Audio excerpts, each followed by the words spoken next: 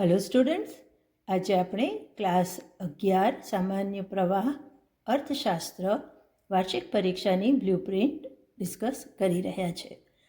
તમારે વિભાગ એ સેક્શનમાં 1 થી 16 MCQ આવશે, 16 માર્કના.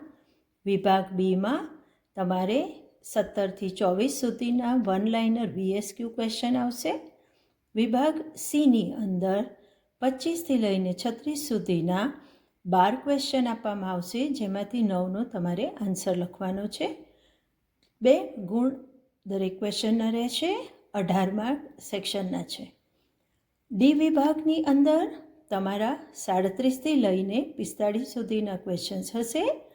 ટોટલ 9 ક્વેશ્ચન આપશે, જેમાંથી 6નો તમારે આન્સર લખવાનો છે.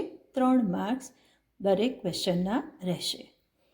વિભાગ ઈની અંદર 46 થી લઈને 51 સુધીના 6 પ્રશ્ન આપવામાં આવશે, જેમાંથી 4ના ઉત્તર લખવાના છે. 5 માર્કનું ક્વેશ્ચન રહેશે, 20 માર્ક. આમ તમારું 80 માર્કનું ક્વેશ્ચન પેપર રહેશે.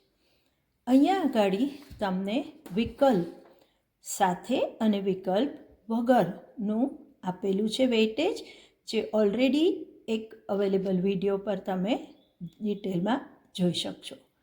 આ રીતે ઇકોનોમિક્સના એન્યુઅલ એક્ઝામની તૈયારી તમે કરી શકશો. ધન્યવાદ.